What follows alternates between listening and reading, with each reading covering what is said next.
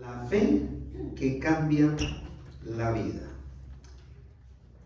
Este tema está basado en uno de los muchos milagros del Señor Jesús, narrado en Lucas capítulo 5, versículos del 1 al 11. Repito, Lucas 5, del 1 al 11. Aconteció que estando Jesús junto al lago de Genezaret, el gentío se agolpaba sobre él para oír la palabra de Dios. Y vio dos barcas que estaban cerca de la orilla del lago, y los pescadores, habiendo descendido de ellas, lavaban sus redes. Y entrando en una de aquellas barcas, la cual era de Simón, le rogó que la apartase de tierra un poco, y sentándose enseñaba desde la barca a la multitud. Cuando terminó de hablar, dijo a Simón: boga mar adentro y echad vuestras redes para pescar. Respondiendo Simón le dijo: Maestro, toda la noche hemos estado trabajando y nada hemos pescado, mas en tu palabra echaré la red. Y habiéndolo hecho, encerraron gran cantidad de peces, y su red se rompía. Entonces hicieron señas a los compañeros que estaban en la otra barca para que viniesen a ayudarles, y vinieron y llenaron ambas barcas de tal manera que se hundían. Viendo esto, Simón Pedro cayó de rodillas ante Jesús, diciendo: apártate de mí, Señor, porque soy hombre pecador. Porque por la pesca que habían hecho, el temor se había apoderado de él y de todos los que estaban con él, y asimismo de Jacobo y Juan, hijos de Zebedeo, que eran compañeros de Simón. Pero Jesús dijo a Simón: no temas, desde ahora serás pescador de hombres. Y cuando trajeron a tierra las barcas, dejándolo todo, le siguieron. La fe que cambia la vida. Con esta nueva serie de reflexiones titulada La fe que vale la pena, el Señor nos guiará a experimentar el tesoro de las incontables profundidades de la fe en Cristo Jesús. Esta serie nos va a ampliar el entendimiento de la profundidad de la fe. ¿Por qué es importante profundizar en la fe? Porque como seres humanos nos conformamos con ver nada más la superficie de las cosas, incluyendo la fe. A veces somos muy superficiales en cuanto a la fe.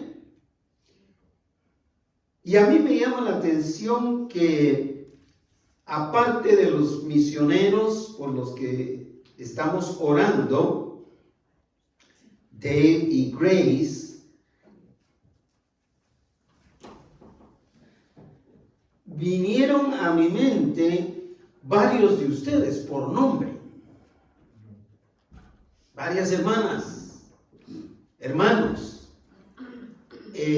por nombre. E incluso estuve conversando esta mañana con alguien que está aquí presente, por supuesto, al respecto de esto, porque me impresionó. Y yo mismo, en lo personal, he estado aplicándolo a varias situaciones durante esta semana. Comenzar un proyecto nuevo de la clase que sea, ya sea un proyecto de estudios, un proyecto de trabajo, un proyecto de un nuevo trabajo, o un proyecto de emprender una empresa o su propia empresa, proyecto de comprar una casa, de comprar un carro, proyecto de cualquier naturaleza, con solo que sea un cambio de casa, aunque no se compre. Pero cuando se trata de comenzar un nuevo proyecto, esto viene acompañado de una mezcla de emociones.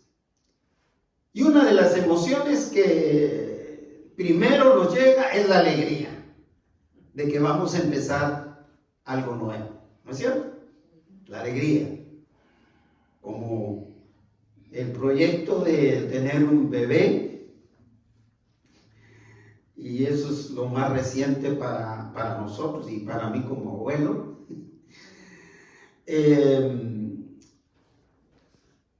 Que la primera emoción que experimentamos es la alegría.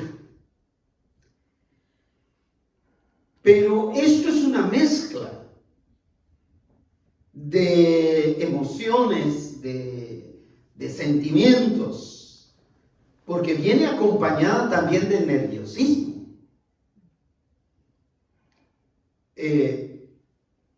Yo no sé, pero yo he tenido más nervios con el nacimiento de los nietos que lo que tuve con el nacimiento de mis hijos. Y viene acompañado muchas veces hasta de temor. Todo nuevo proyecto viene acompañado de temor. Un nuevo trabajo, llegamos alegres, pero llegamos con aquel temor de cómo me va a ir con este nuevo jefe, cómo me va a ir con estos nuevos empleados, si tengo empleados a mi cargo, cómo me va a ir con los nuevos compañeros o compañeras de trabajo. Y esa es la razón por la que resultamos estresados, sumamente estresados. Pero déjenme decirles que esta mezcla de emociones también lo incluye, o la incluye, la decisión de seguir a Cristo Jesús. ¿Cuántos de ustedes recuerdan el día que ustedes tomaron la decisión de poner su fe en Jesús? ¿No es cierto que fue una mezcla de emociones, de sensaciones,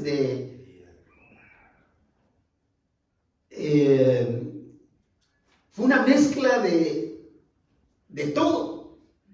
Lo primero que yo recuerdo es la alegría en mi corazón, pero junto con eso vino el nerviosismo y el temor. ¿Será que la voy a hacer? ¿Será que esta es la fe correcta? ¿Será que esta es la iglesia correcta donde me voy a congregar? ¿Será? ¿Cómo me van a tratar ahí? Y estamos alertas, con temor a que no se nos vaya a salir una palabrota de aquellas que nos echábamos, gracias, sí, aquellas que nos echábamos, o que se nos vaya a ir una mentira, sin necesidad de mentirle a la gente en la iglesia, e incluso hasta somos temerosos de cómo vamos a empezar a referirnos a los demás, empezando por el pastor. ¿Cómo me voy a referir yo al pastor, a ese líder espiritual ahí en la congregación? Que en el mejor de los casos, y si procedemos de ese contexto, que eso es lo más seguro, de ese contexto latinoamericano del catolicismo, lo más seguro, en el mejor de los casos, lo mejor que me han llamado a mí es padre. Y eso no me asusta, no, ni tampoco me molesta. Se dan cuenta después que yo padre solo de 3 hijos soy. Y ni siquiera, religiosamente hablando, nosotros utilizamos ese título. Pero hay quienes, y yo he conocido a muchos de ellos, que les cuesta llamarme pastor. Pero al final aprenden. Pero también les cuesta y están alerta de cómo llamar a los hermanos o a las hermanas. En el transcurso de estos 50 años que llevo pastoreando, mis hermanos, he visto tantos nuevos creyentes que incluso a mí han llegado y me dicen: solo por favor le pedimos que no nos llame hermano o hermana. Así. Porque no se sienten cómodos. Es que en ningún lugar se llaman hermanos, a menos de que sean hermanos carnales de sangre, ¿verdad? Así que la decisión de seguir al Señor definitivamente viene cargada con una mezcla de emociones. Pero que esa mezcla de emociones no nos evite llegar a la profundidad de la fe. No nos quedemos ahí superficialmente, sino vayamos a la profundidad, a lo profundo de la fe, que es la fe que se pone en Cristo Jesús. Así que la fe que vale la pena, de la que vamos a estar hablando en estos próximos 6 temas, es aquella que cambia el rumbo de la vida de una persona. La fe que vale la pena no es aquella que nos va a hacer más prósperos materialmente.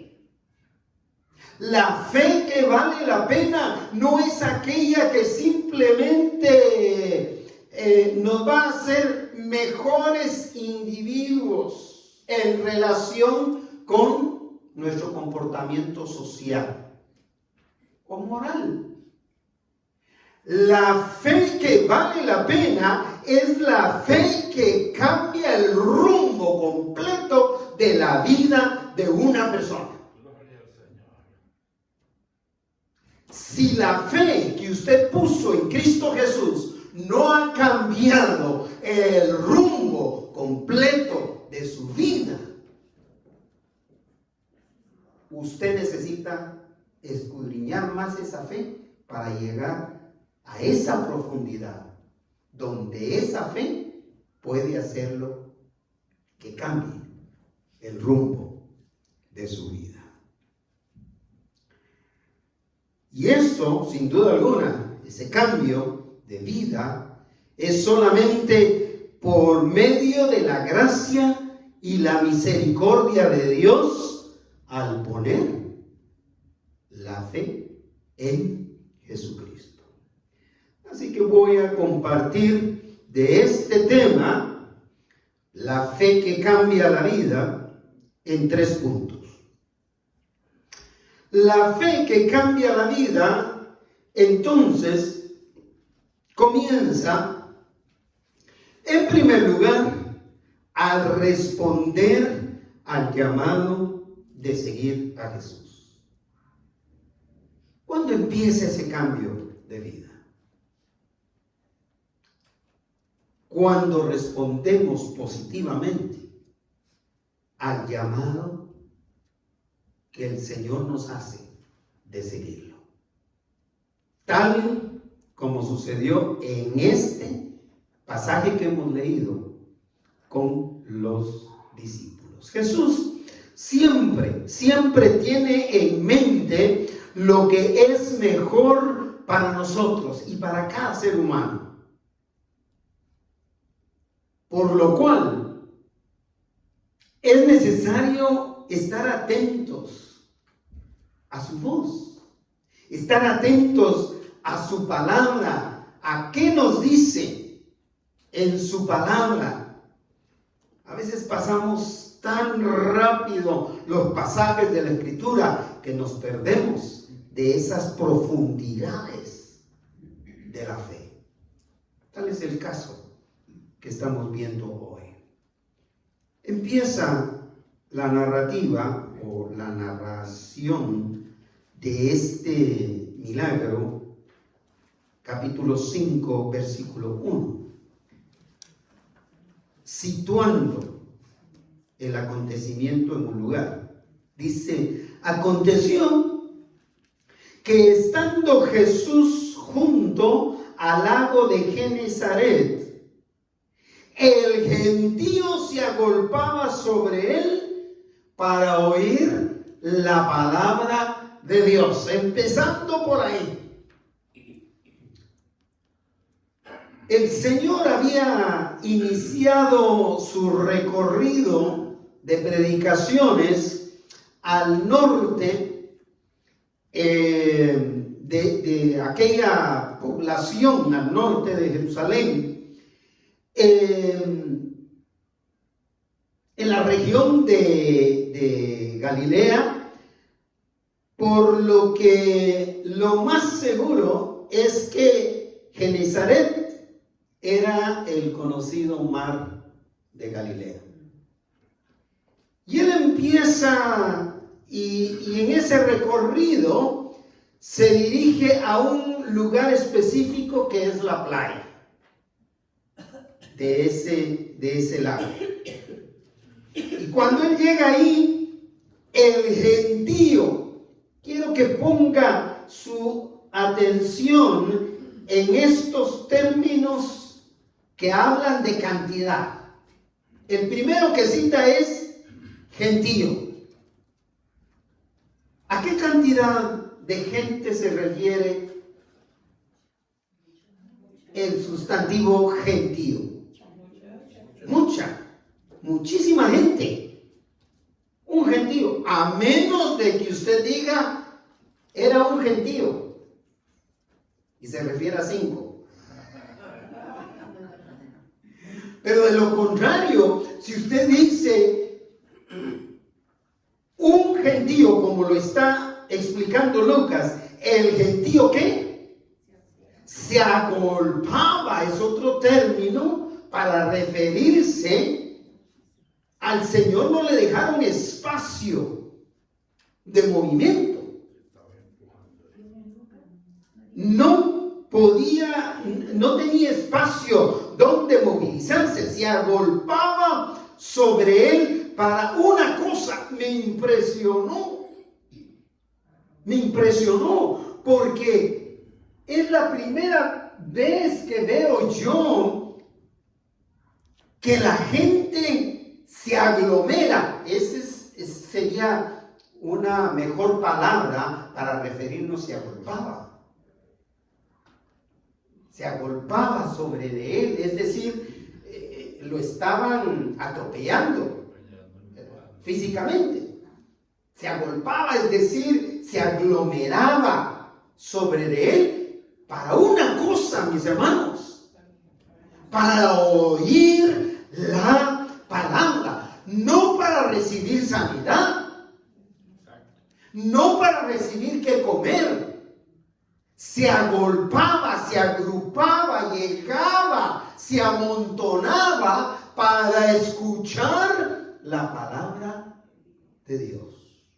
Con toda claridad lo dice Lucas. ¿Por qué razón? Porque el Señor Jesús en ese momento estaba en una época de su ministerio, en esos 3 años de ministerio aquí sobre la tierra, estaba en la cima de la popularidad de su ministerio. El Señor era muy popular para entonces. Posiblemente 1 año, 2 años de ministerio, el Señor era muy popular. ¿Y cómo no iba a ser la novedad del momento si era aquel joven rabino en sus 31 años tal vez, 32 años tal vez, pero era un joven rabino que aparte de ser joven, enseñaba con una autoridad impresionante, acompañada esa autoridad con milagros que no tenían precedentes, haciendo cosas, sanando enfermos, resucitando muertos y sanando enfermos de enfermedades terminales.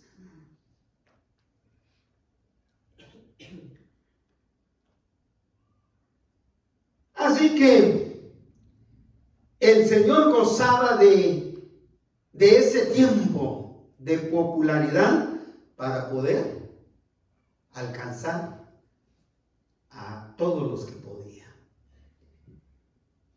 Para mí ha sido un gran desafío. Yo recuerdo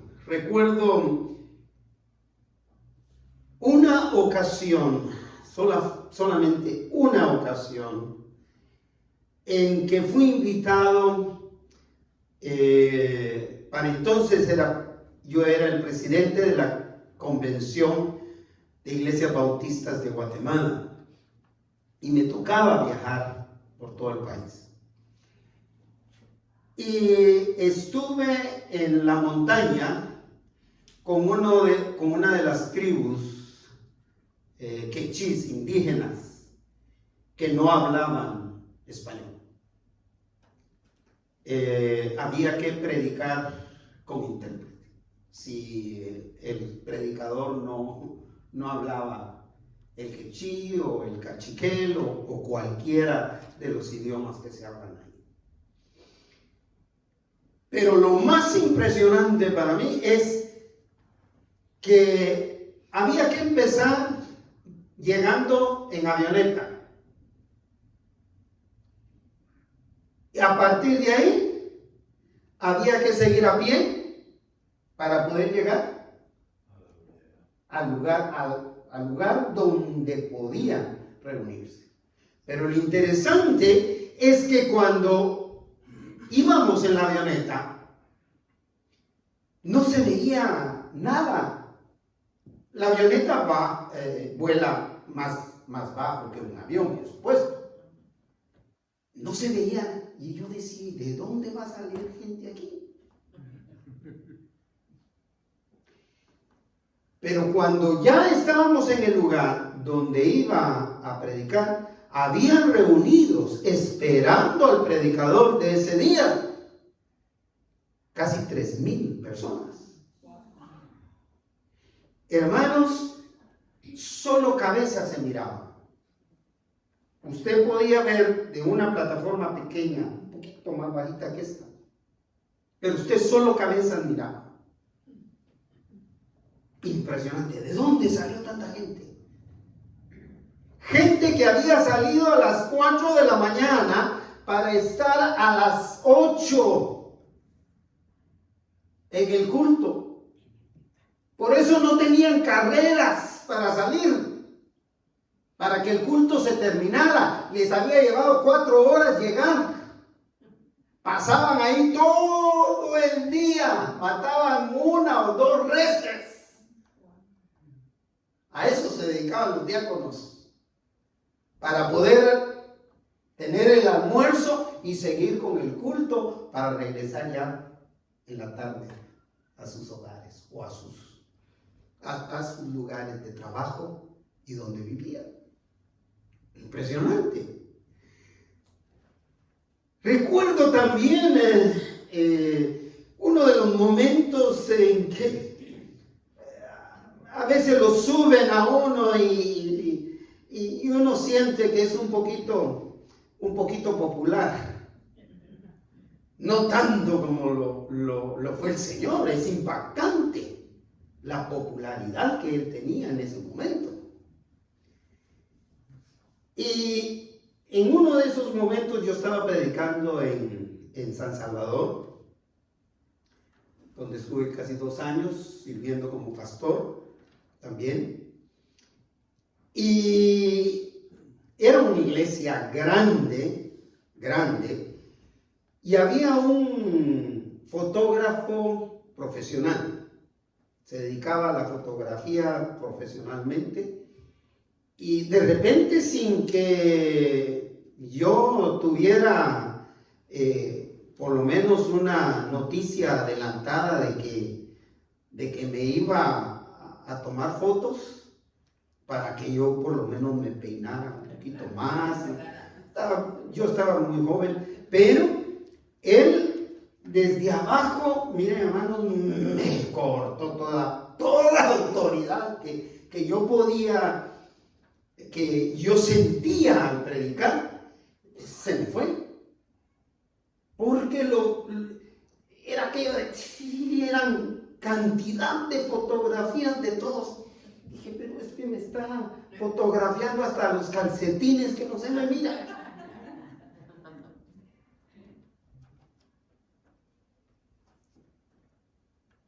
Pero esa popularidad no era comparada a la popularidad que el Señor tenía. ¿Sabe por qué? Porque en el Señor había una autoridad que no fue impactada por nada. Y había un poder que lo acompañaba en la realización de grandes maravillas, grandes milagros.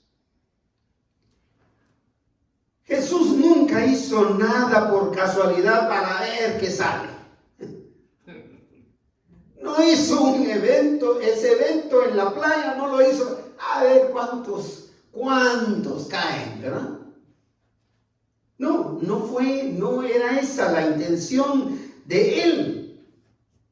En este caso, lo que pasó es que el Señor Jesús dio la gran oportunidad de cambiar la vida de mucha gente, incluyendo aquellos pescadores con quienes ya había tenido algún contacto antes. Es decir, que ya Pedro y los demás pescadores ya habían tenido un encuentro inicial con Jesús, ya lo conocían, pero no lo seguían todavía. Versículo 2 nos narra diciendo, y al llegar ahí a la orilla del lago, vio 2 barcas, dice el versículo 2, que estaban cerca de la orilla del lago. Y los pescadores, habiendo descendido de ellas, ¿qué hacían? Lavaban sus redes. ¿Qué significa esto, hermanos? Habían terminado su día. Sus labores habían terminado. Ahora, ¿cuál es el horario de un pescador? Es la noche y las horas de la mañana. No más tarde de las 10 de la mañana ya no van a agarrar nada.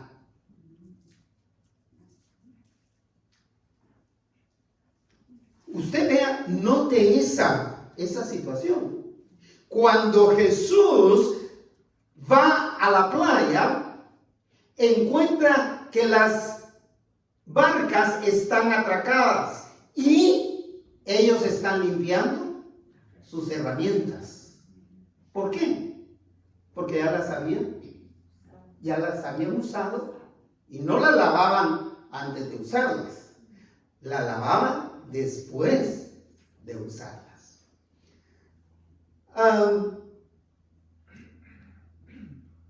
En este caso, podemos decir que se encontraban ocupados entonces en sus labores diarias, en el caso específico, de cierre.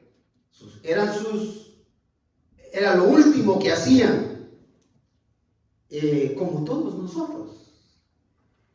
Recuerdo que una de las cosas que mi papá me ponía a hacer en su tallercito de carpintería, lo primerito que me ponían a hacer era a limpiar la herramienta después de que la habían usado y a dejarla limpia y guardada para otro día de trabajo. Entonces, ellos estaban al final del día de trabajo. Asumimos que ellos estaban en esta actividad de trabajo. ¿Por qué razón? Porque todavía no habían dedicado o decidido seguir a Cristo Jesús. Es decir, ellos estaban como todos, ocupados en su trabajo, ocupados en lo que les da de comer, como naturalmente todos nos comportamos. Pero el enfoque del Señor Jesús siempre fue de gran alcance y por lo consiguiente fue muy inclusivo. El versículo 3 dice: y entrando en una de aquellas barcas que estaban ahí atracadas, la cual era ¿de quién? De Simón. Esa es otra manera es otra palabra, otro término que quiero que fijen bien. La manera en que llaman a Pedro, Simón. ¿Captamos? Entonces, la cual era de Simón. ¿Y qué hizo Jesús? Le rogó que la apartase de tierra un poco, y sentándose enseñaba desde la barca a ¿cuántas personas? A la multitud. ¿Qué es una multitud? Mucha gente, un gentío. Era una multitud. Como no tenía espacio para predicar, para respirar, entonces se mete en una de las barcas, la cual es de Pedro, y le dice: por favor te ruego que la metas al agua 1 metro, 1, 2 metros. Lo único que quiero es espacio para poder abarcar a todas las personas posibles. Interesante, ¿no? Y Pedro, pues, ha de haber dicho: terminé mi día de trabajo, aunque no pescamos nada, mi día de trabajo ya está terminado. Aunque no ganamos ni un centavo el día de hoy, ni modo, ¿qué vamos a hacer?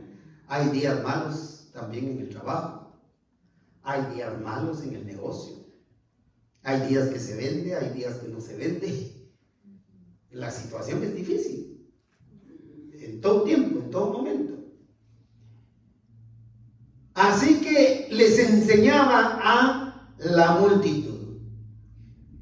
Mientras la gente llegaba por diversos motivos, porque aunque sí había, Lucas dice que llegaban para oír la palabra, posiblemente los motivos no eran, pues voy a depositar mi fe en Él, o voy a buscar a Dios, sino a ver qué dice. A ver qué de interesante nos trae. ¿Sabe por qué? Porque hay un mundo de gente atrás de Él. Y allá donde va gente, vamos todos, ¿verdad? Y aunque la gente pudiera haber llegado por diferentes motivos, como era el caso también de Judas, el que lo traicionó. ¿Qué vio Judas? Este joven rabino. ¿Significa qué? Significa plata. Yo voy a ser su promotor. Yo voy a ser su representante. Yo voy a ser su productor, ¿verdad?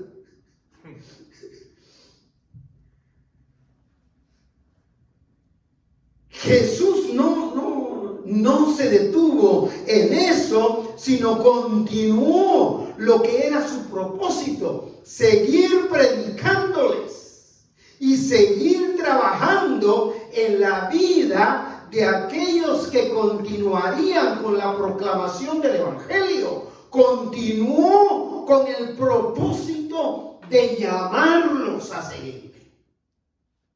Porque la fe que cambia la vida comienza con responder al llamado de seguir a Jesús. Pero la fe que cambia la vida, mis hermanos, en segundo lugar, nos hace actuar de acuerdo a la palabra de Dios. Y aquí es donde quizá voy a gastar el mayor tiempo. Nos hace actuar de acuerdo a la palabra de Dios. Esa es la fe que cambia la vida. La que actúa de acuerdo a la palabra de Dios. No la que actúa de acuerdo a la necesidad y de acuerdo a lo que yo pienso que Dios debe hacer para suplir mi necesidad. No es así que actúa Dios. Dios actúa de acuerdo a su palabra. Por eso, la fe que depositamos en Él debe actuar de igual manera de acuerdo a la palabra de Dios. La responsabilidad de todo seguidor o seguidora de Jesús es obedecerlo. Y ninguno dice amén. La responsabilidad de todo seguidor, seguidora del Señor es obedecerlo, hermanos, hermanas. Él sabe lo que necesitamos para vivir.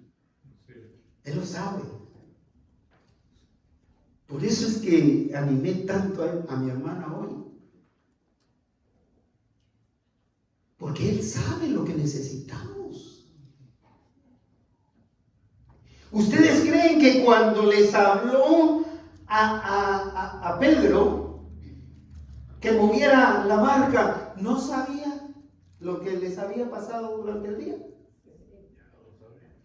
Bueno, continuemos con el versículo 4. Cuando terminó de hablar Jesús, cuando terminó de hablar dijo a Simón, otra vez, Simón, boga mar adentro. ¿Qué significa boga mar adentro? Es decir, naveguemos hacia adentro, hacia alta mar. ¿Y qué más dice? Y echad vuestras redes para pescar. Cuando terminó de hablar, ¿qué era lo que hablaba? ¿Qué fue lo que fueron a oír? La palabra de Dios. Cuando alguien habla de la palabra de Dios, ¿qué está haciendo en términos coloquiales cristianos? ¿Qué estoy haciendo yo ahorita? Sí. ¿Qué clase de alimento? Espiritual. Entonces, digámoslo así. Cuando terminó de darles el alimento espiritual, primero que nada, le dijo a Pedro, ahora Pedro, boga mar adentro y echad vuestras redes para pescar. Este era el momento oportuno para Jesús, para que Él les mostrara a sus discípulos no solo su poder como Hijo de Dios, sino que también el cuidado que Él tiene de las necesidades de todos los que le seguimos.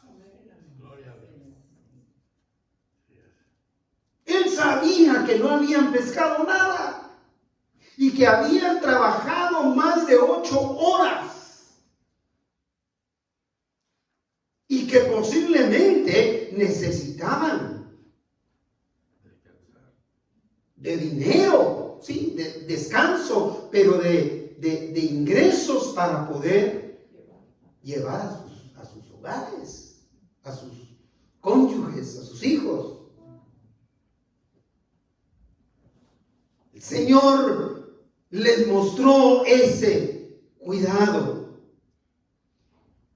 Y tal vez notó,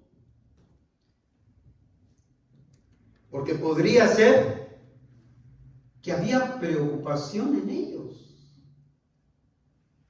porque no habían pescado nada. Fíjese que si yo soy padre de familia, como el caso de Pedro, que si yo soy padre de familia y llega el fin de mes, como me pasó a mí en una ocasión, aunque ya estamos ahí a finales de mes, pero todavía no hemos recibido el cheque. Y antes de salir de la casa, mi cónyuge me dice, no olvides que el bebé que más traga no tiene leche para el día de hoy. Y esto es cierto lo que les estoy contando. Pues nos evitábamos el problema de los pañales, hermano, porque no teníamos para comprar desechables. Eran de mantita. Y mi pobre esposa tampoco tenía lavadora, así que los lavaba todos los días. Y los heredaron. Dejemos eso a un lado, que me van a dar ganas de llorar. Pero salió, salgo ese día con el recordatorio de que ya no hay leche. Llega al final del día y como no es fin de mes todavía, no hay dinero y no hay leche. Ya después de visitar una hermana que hoy recuerdo, esposa de un amigo creyente, después que le visito ahí en su casa y voy de regreso a mi casa como a las 5 de la tarde, me quedo pensando, no hay dinero, no hay leche. Yo me los imagino a ellos así. Terminó el día. ¿Qué más da? Bueno, si el Señor nos está pidiendo que ayudemos, ¿qué más da? Pero había preocupación. ¿Verdad que sí hay preocupación? Cuando no tenemos de dónde echar mano. Y el Señor lo notó. El seguidor de Jesús debe actuar con la fe basada en la palabra de Dios y no basado en su experiencia de la vida o del trabajo, por más extensa que sea esa preparación o esa experiencia. No podemos actuar en base a experiencia personal a menos que nuestra experiencia haya sido de fe en la palabra de Dios. Debemos actuar de acuerdo a la palabra de Dios. Hay que actuar de acuerdo a la palabra de Dios. Y esa es la gran enseñanza que tiene Simón para nosotros el día de hoy. Versículo 5. Respondiendo Simón, le dijo: Maestro. Todavía no le dice Señor, pero le dice Maestro. ¿Qué pasa? Toda la noche hemos estado trabajando y nada hemos pescado. Toda la noche. ¿No nos ha pasado así? No es que hemos estado cruzados de brazos. Hemos trabajado, pero no hemos pescado nada. Es decir, Pedro está trayendo a la mesa una realidad incuestionable. No se podía cuestionar esa situación. Él tenía razón. Ellos eran pescadores de profesión y de por vida. Ellos sabían los lugares específicos, las horas específicas. Tanto fue así que estaban limpiando sus herramientas después de ese día de labores. Pero la enseñanza es esta. Pedro no se quedó ahí. ¿Qué le dijo? Mas en tu palabra echaré la red. Y mire, así como estos misioneros Hernández le pusieron a la congregación Campo Blanco el lema de este año, para mí, yo quisiera sugerirles que fuera este: en tu nombre echaremos la red. En tu nombre, mi hermana, ¿me capta el mensaje? En tu nombre echaremos la red. No importa que no tengamos gente que esté colaborando con nosotros. No importa que los ingresos estén bajos. No importa que hemos trabajado todo el día y nada hemos conseguido. En tu nombre echaremos la red. En tu palabra echaremos la red. Pedro actuó contra pronóstico y contra experiencia, confiando únicamente en la palabra de Dios, porque la fe que cambia la vida es la que nos hace actuar de acuerdo a la palabra de Dios. La fe actúa de acuerdo a la palabra de Dios. La fe que actúa de acuerdo a la palabra de Dios nos deja ver el maravilloso poder de Dios. Indudablemente. Vea el versículo 6 y 7. Y habiendo hecho esto, otra vez esos términos que reflejan cantidades. Y habiendo hecho esto, dice, encerraron ¿qué? Gran cantidad de peces. su red daba la impresión que se rompía. Impactante, ¿eh? Y habiendo hecho eso, agarraron gran cantidad de peces. Si el Señor le pone en su corazón hacer algo que conlleve a algo que usted no tiene en sus manos, en el nombre del Señor, láncelo, échelo a andar. Porque la fe que cambia la vida, esa es la fe que vale la pena.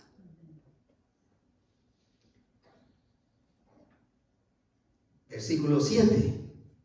Entonces, como parecía que la red se rompía, hicieron señas a los compañeros que estaban en la otra barca, sin duda alguna para compartir con ellos también la bendición, para que viniesen a ayudarles, y vinieron.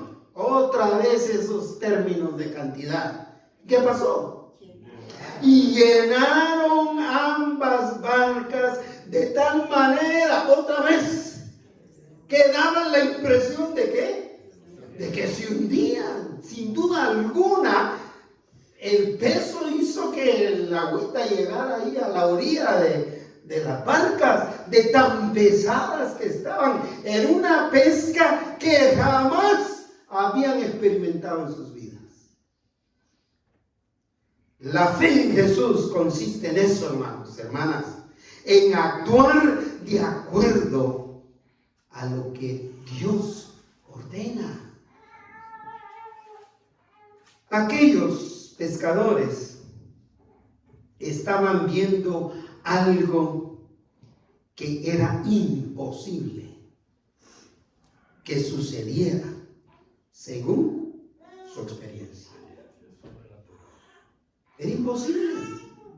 Era imposible agarrar un solo pez a esas horas del día en ese lugar. Impresionante, ¿no les parece? Y era un milagro que veían por primera vez, porque no se narra otro milagro de pesca de esa naturaleza. La fe que cambia la vida, en tercero y último lugar, nos hace dejarlo todo por seguir a Jesús. Esa es la fe que cambia. Esa es la fe que vale la pena. La fe que nos hace dejarlo todo. La fe que nos hace dejar la cocina. En el caso de mi mamá, no lo digo por usted, lo digo por mi mamá. A mi mamá cuánto le costó dejar su cocina el día domingo, que cocinaba para toda la tribu, como 25 hijos y cónyuges de los hijos y nietos y bisnietos llegaban a almorzar, incluyendo a mi esposa, a mí y a mis hijos. Imposible dejar la cocina. Pero la fe que cambia el rumbo de la vida es aquella que nos hace dejar aún. Y recuerdo a mi Santa Madre, la recuerdo dejando su cocina. Dejando su cocina. Y preparaba el caldo de gallina, Stephanie, o el caldo de res un día antes. Al fin y al cabo ya había descubierto. No lo descubrieron los mexicanos, ¿no? Eso se descubre desde hace mucho tiempo atrás. Y en muchos lugares de Latinoamérica. Que el caldo sabe más rico al día siguiente. Así es. Así que solo llegaba a calentarlo y a recibir a la familia como siempre. el cambio que produjo la fe en estos pescadores fue de experimentar temor ante el Señor Jesús, debido a ese majestuoso poder del que nos habló Juan Manuel en la serie pasada. Esa majestad de Dios para obrar. Versículo 8 dice: viendo esto, aquí es la única vez que se agrega la palabra, el sustantivo personal, Pedro. Pero no deja de llamar Simón Pedro.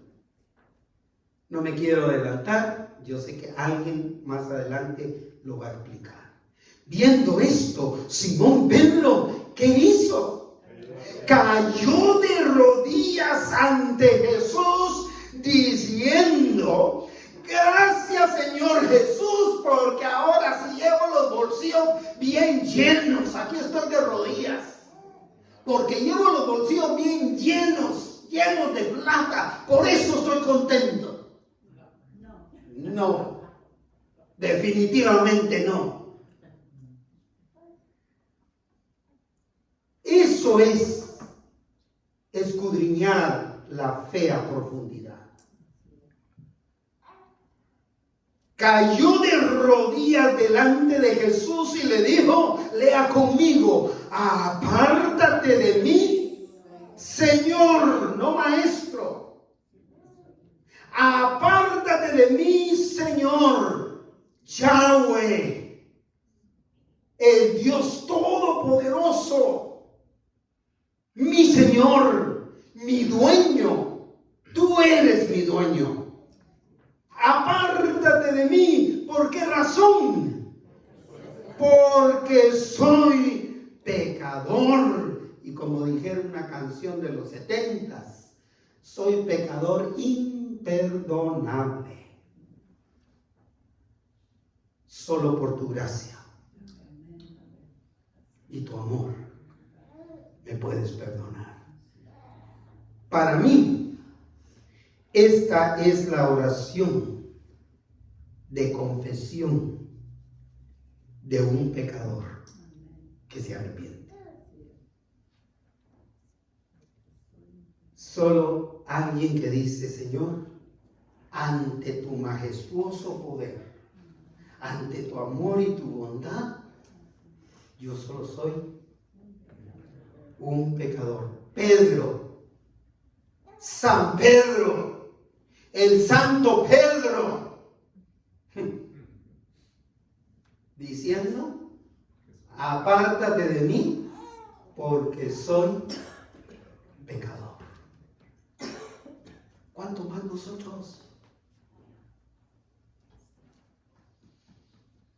La majestad del poder del Señor nos hará caer de rodillas y reconocer que no somos más que indignos pecadores, que urgimos del perdón por la gracia de Dios. Versículo 9. Porque la pesca que habían hecho, porque por la pesca que habían hecho, ¿qué pasó? El temor se había apoderado de él y de todos los que estaban con él, incluyendo, dice la primera parte del versículo 10, asimismo de Jacobo y Juan, hijos de Zebedeo, que estaban en la otra barca, que eran compañeros de Simón. El único que faltaba ahí era Andrés. Tal vez pidió día libre por enfermedad, puesto que acababan de presenciar un milagro, como ya lo dijimos, sin precedentes para ellos. Esto fue algo que ellos nunca habían visto, y ahora habían tenido toda la exclusividad, porque los que estaban en la playa No se dieron cuenta de eso, se dieron cuenta hasta que llegaron las barcas de nuevo a la orilla. Pero este milagro ocurrió en presencia exclusiva de estos pescadores, que te va a alcanzar para todo, pero si actúas de acuerdo a la fe. Por eso animaba a mi hermana esta mañana a que actúe como lo ha estado haciendo por fe en la palabra del Señor. Y si el Señor no los hubiera llevado mar adentro, alguna razón mayor hubiera tenido. Alguna otra bendición mayor hubiera tenido preparada para ellos. Porque el Señor toma cuidado de todo lo que ocupamos. La fe de los pescadores cambió totalmente el rumbo de sus vidas. Veámoslos en el último versículo y medio. 10 en su segunda parte y 11. Dice el 10 en su segunda parte. Pero Jesús dijo otra vez a Simón. ¿Qué le dijo? No temas. Desde ahora serás pescador de hombres. Es decir, la fe que vale la pena es la fe que cambia la vida. De la manera que cambió la vida de aquellos hombres, de ser pescadores de peces, valga la redundancia, pero de ser pescadores de peces, pasaron a ser ¿qué? Proclamadores, permítame decirlo de esta manera, proclamadores del reino de Dios. De ser simples pescadores, pasaron a ser discípulos, apóstoles, y quienes predicaron el evangelio de Cristo a todos los que pudieron predicar. Impresionante, ¿no le parece?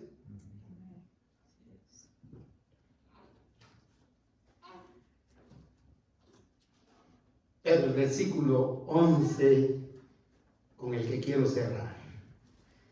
Leámoslo juntos. Y cuando trajeron a tierra las barcas, dejándolo todo, le siguieron.